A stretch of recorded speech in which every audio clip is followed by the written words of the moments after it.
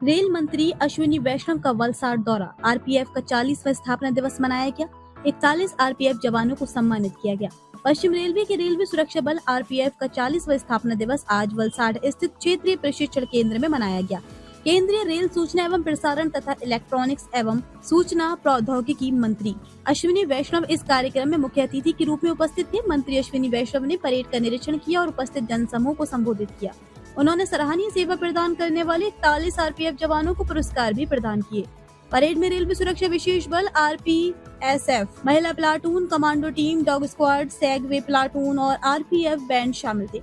Parade के बाद सांस्कृतिक कार्यक्रम भी आयोजित किए गए, जिनमें टीम आरपीएफ द्वारा प्रस्तुत मलखम शो मुख्य आकर्षण रहा। पश्चिम रेलवे के मुख्य जनसंपर्क अधिकारी विनीत अभिषेक के अनुसार आरपीएफ को वर्ष 1985 में भारत सरकार के रेल मंत्रालय के अधीन मान्यता दी गई थी। अब तक स्थापना दिवस मुख्य रूप से दिल्ली में मनाया जाता था, लेकिन अब इसे देश भर के 9 प्रशिक्षण केंद्रों में रोटेशनल आधार पर मनाया जाएगा। बता दें कि गुजरात में पहली बार वलसाड में आयोजित ये समारोह एक गौरवशाली क्षण है। ये स्थापना दिवस रेल यात्रियों की सुरक्षा और रेल संपत्ति की सुरक्षा में आरपीएफ के योगदान, वीरता और बलिदान को समर्पित है।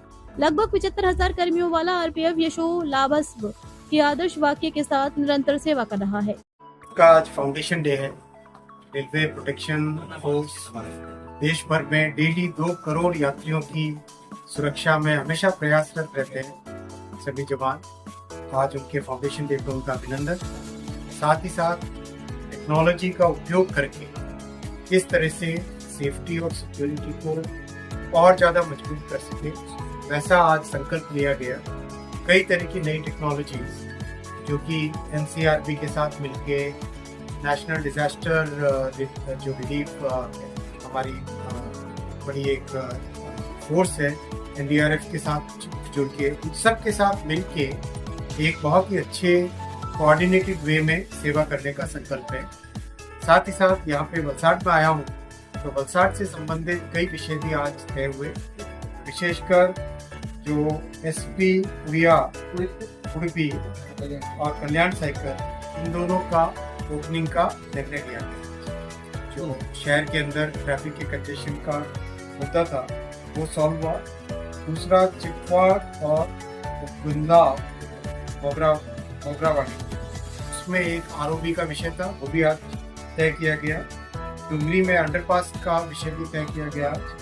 फुलवाड़ा में अंडरपास का विषय भी तय किया गया। और एक और बहुत इम्पोर्टेंट था कि कैसे उमरगांव में बड़ा इंडस्ट्रियल एरिया है, वहाँ पे आने जाने में दिक्कत होती है, उसके लिए एक नई ट्रेन की बात मैंने जनरल मैनेजर साहब को कहा है। एक नई मेमू जो कि उजना से विरार तक पैसेंजर्स को आने जाने के लिए अच्छी व्यवस्था कर सके, उसका स्टडी, उसका फिजिबिलिटी स्टडी करने के लिए जीएम साहब को बता दें। जल्दी आपके इसमें अच्छा उपयोग होगा, अच्छा लाभ मिलेगा।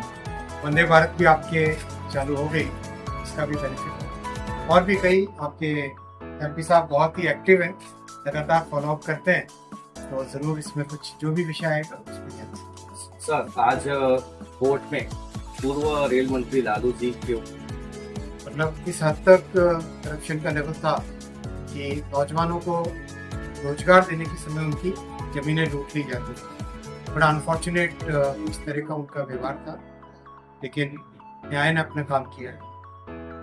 सर, कुछ ट्रेनें हैं जिसमें से लेडीज कोच रद्द किए, जैसे गुजरात एक्सप्रेस, बहुत सारी लेडीज इसमें अप डाउन करती थी। कोरोना के बाद पता नहीं रेलवे को क्या हो गया, लेडीज कोचेज ही नहीं। इसमें मैं जनरल मैनेजर साहब को बोलता हूँ, एक ऐसा जो भी इंस्टेंस है उसको ध्यान दे के उसमें लाने चाहिए, क्योंकि अभी बहुत सारे नए कोच बनाए गए।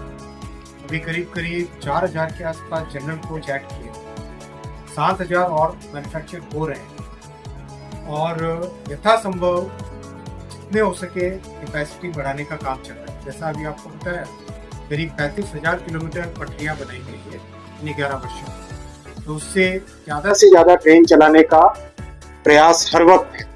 तो उसमें ये वाला विषय भी जरूर इसमें शामिल है।